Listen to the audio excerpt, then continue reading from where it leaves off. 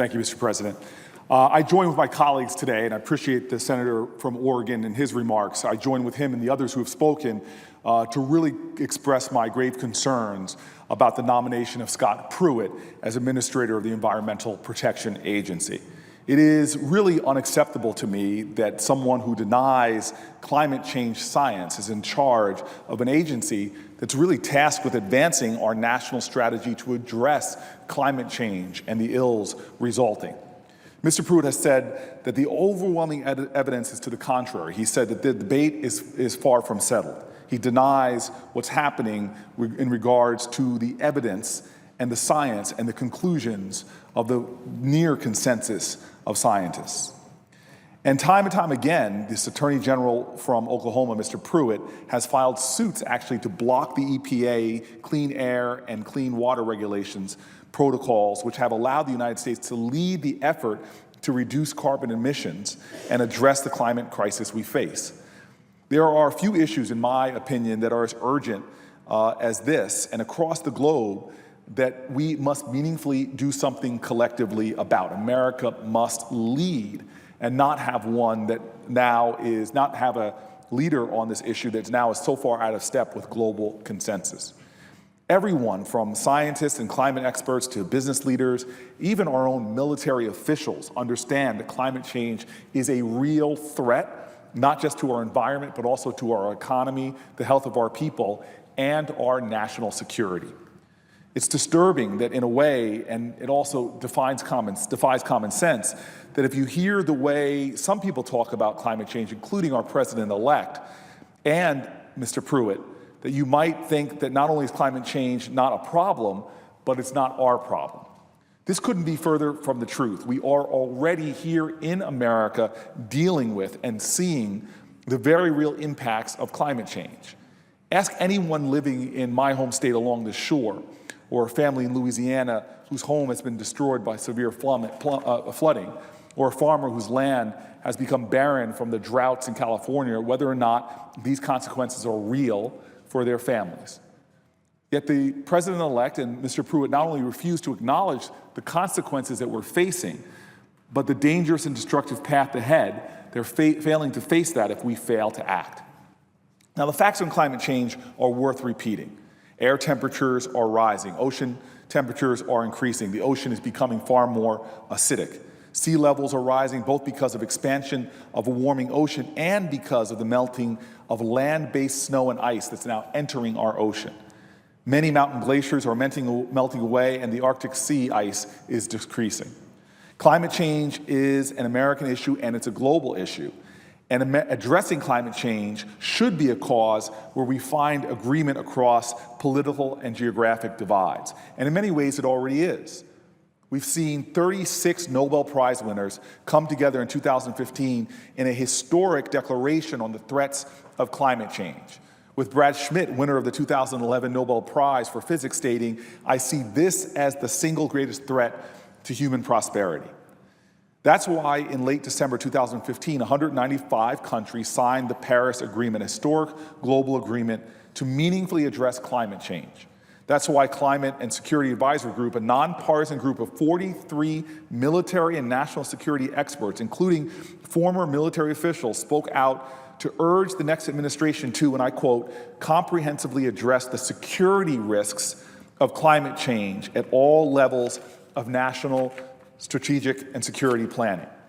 That's why more than 300 American businesses, significant economic engines of our economy, sent a letter to the president-elect urging him to address climate change and continue American participation in the Paris Agreement, saying, and I quote, implementing the Paris Agreement will enable and encourage businesses and investors to turn the billions of dollars in existing low-carbon investments into trillions of dollars the world needs to bring clean energy and prosperity to all. You see, that's the false narrative, that somehow people working on the climate change issue is done at the expense of businesses, but business leaders understand that there's a tremendous opportunity in the new economy, in a green energy economy.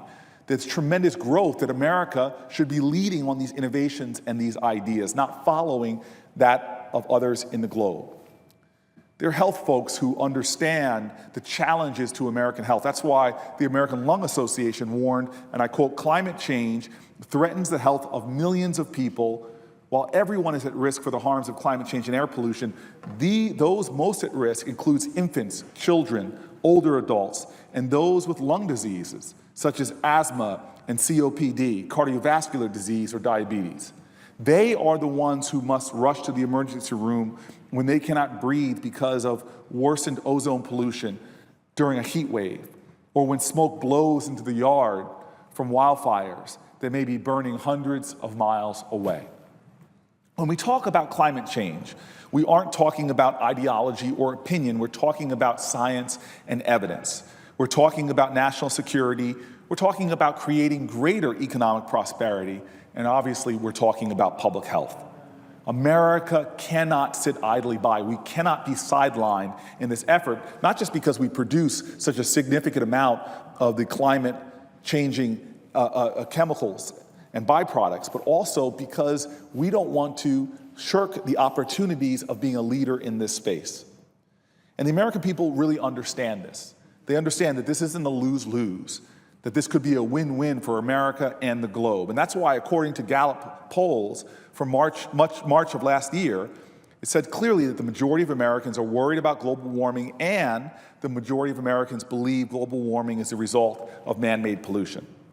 I understand that climate change for many people is not an immediate urgency in reality, but again, we should understand that right now, many of our more vulnerable Americans are suffering as a result.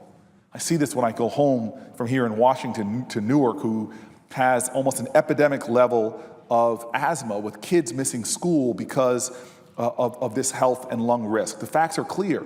The pollutants that kids breathe are real. For families living in communities on the shore in my state who are still rebuilding after Superstorm Sandy, the facts are clear. Their homes are being destroyed by unpredictable weather events. In New Jersey, we've seen the damage up and down our coast with rising sea levels, flooding, and extreme weather. And now those who can least afford it, low-income, hardworking families, are severely impacted around the country. Communities that are poor, often minority populations, disproportionately endure pain and suffering related to changes in the weather due to climate change. We know that when evacuation orders are given, those who can afford to leave their homes face a far different reality than those who have financial constraints. And not only is it more difficult for working families to deal with climate-related issues, but the neighborhoods and communities in which they live are often the ones that are more affected by the rising temperatures and the pollution caused by climate change. One researcher who conducted a 2014 study on the effects of climate change reported, and I quote, "Generally, higher poverty neighborhoods are warmer and wealthier neighborhoods are cooler." We see that again in cities in New Jersey, and multiple studies continue to show that poorer communities are more likely to be exposed to the harmful pollutants than higher income communities.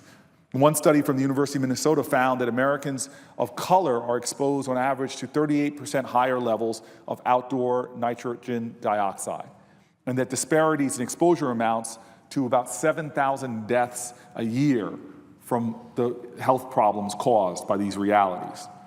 Climate change is already posing real dangers. The most recent National Climate Assessment released in 2014 noted that communities in rural America also, as well as urban communities, have already experienced the consequences of climate change, including, and I quote, "crop and livestock loss from severe drought and flooding, damage to levees and roads from extreme storms, shifting in planting and harvesting times, and large-scale losses from fires and other weather-related disasters." The report concludes that these impacts have profound effects, often significantly affecting the health and well-being of rural residents and communities.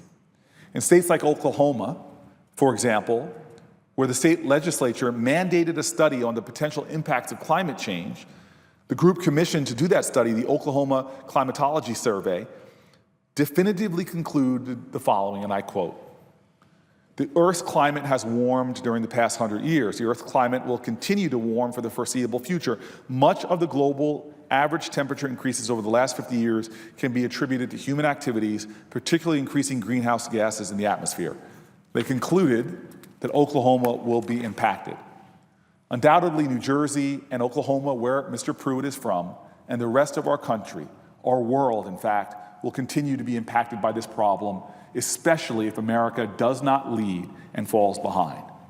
We have made great strides, though, in addressing climate change under President Obama, including critical tax credits for wind and solar energy that not only help to deal with climate change, but also help American businesses to thrive and lead, with now more people being employed by solar than coal.